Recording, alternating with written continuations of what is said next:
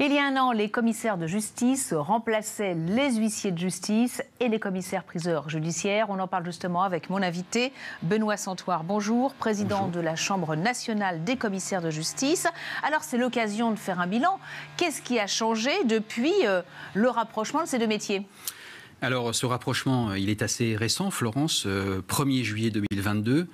3700 professionnels aujourd'hui, donc anciens commissaires-priseurs judiciaires, anciens huissiers de justice, dont 400 salariés, 400 commissaires de justice salariés, principalement des femmes, parce que la profession accueille beaucoup de femmes aujourd'hui, qui sont donc représentées sur tout le territoire français depuis le 1er juillet 2022.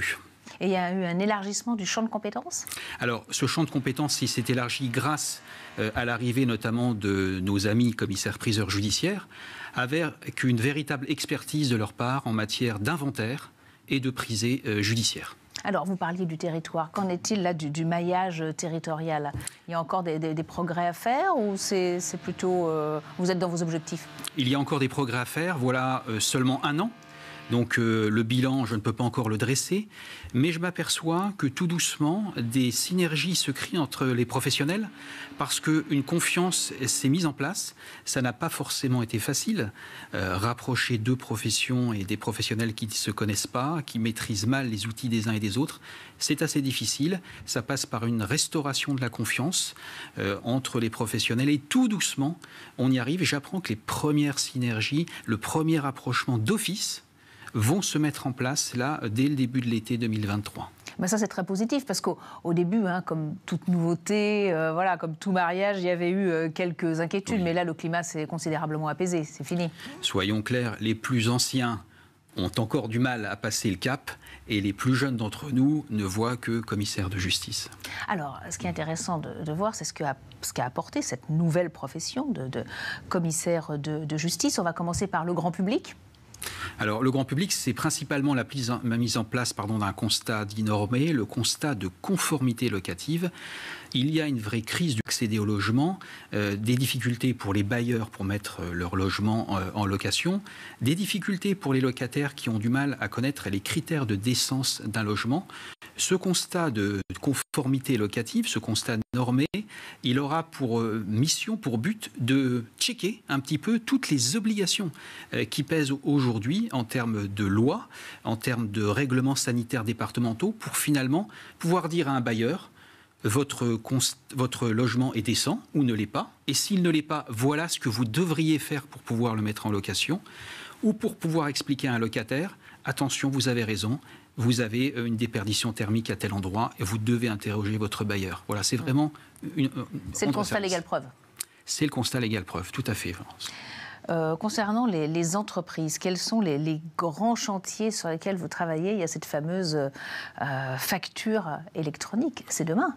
C'est demain, c'est 2026, c'est la génération facturation électronique, et il faut effectivement que les commissaires de justice s'emparent du sujet, notamment sur la gestion des impayés, car nous allons avoir un véritable contrôle de l'État sur le règlement de la taxe sur la valeur ajoutée, et nous serons là pour justement accompagner les entreprises pour gérer leurs impayés dans le cadre du recouvrement amiable ou judiciaire, afin qu'ils puissent justifier qu'ils passent leurs factures en perte pour de bonnes raisons.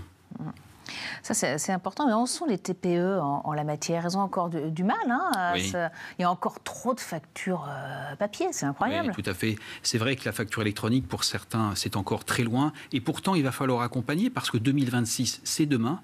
Notre force, c'est d'avoir un réseau de proximité et de pouvoir accompagner les entrepreneurs à travers ce maillage, et notamment peut-être leur offrir des systèmes assez innovants en termes de création d'identité numérique. Nous sommes en train de réfléchir sur ce point avec la Chambre nationale.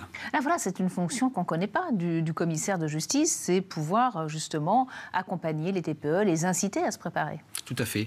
Moi, je veux que cette profession qu'on connaît mal, cela passe par une restauration de son image publique. Il faut faire œuvre de modernité, et modernité, c'est aussi accompagner les TPE-PME. Oui, vous penchez notamment sur un mécanisme de délégation au sein de l'entreprise. C'est ça, c'est tout à fait ça. Nous sommes en train de réfléchir sur ce point, et nous allons essayer de le développer avant 2026. Je ferai des propositions d'ailleurs sur ce sujet au ministre des Comptes publics, Gabriel Attal, dans quelques jours. Autre enjeu, vous l'avez abordé, c'est l'attractivité de votre profession. Comment clairement la rendre plus attractive ? Peut-être en la faisant mieux connaître ? Oui, la difficulté, c'est de faire connaître cette profession, de la rendre attractive pour les plus jeunes d'entre nous. Ça passera dès la rentrée par une communication très ciblée sur les réseaux sociaux, à destination des plus jeunes, et ensuite, dès le 1er janvier 2024, sur une communication plus conventionnelle, plus institutionnelle, avec les grands réseaux de télévision, les grandes chaînes publiques de télévision. Et puis aussi, ça passe par quelque chose qui n'a jamais été fait. En première année de droit, personne ne connaît les professions réglementées, personne ne connaît le métier de commissaire de justice. Je suis en train de créer, avec certaines facultés, des licences professionnelles, des conventions de partenariat pour mettre en place ce qu'on appelle du mentorat. Le mentorat, c'est quoi ? C'est dès la première année de droit, on va chercher les jeunes en faculté et on les amène dans nos offices pour qu'ils apprennent sur une semaine, sur 2 semaines, un petit peu ce que c'est que ce métier, pour leur donner envie peut-être un jour de travailler chez les commissaires de justice. Parce qu'un métier, finalement, aux missions excessivement variées. Oui, c'est exact, mais encore trop mal connu. Mais je veux vraiment mettre l'accent sur la signification de nos actes, la réalisation des expertises en matière d'inventaire, de prisée.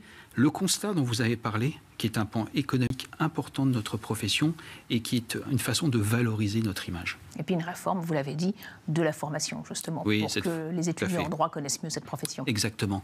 Encore trop de jeunes arrivent dans notre profession. La première promotion de jeunes commissaires de justice sera donc inaugurée dans quelques jours. Ils ne sont que 70, donc c'est trop peu. Principalement des femmes, à 70% des jeunes consoeurs demain. Mais il nous faut accueillir beaucoup plus de jeunes. Pour faire naître des vocations, merci beaucoup en tout cas Benoît Santoire, président de la Chambre nationale des commissaires de justice, merci à vous d'être venu sur le plateau de Smart Leader. Merci de votre invitation.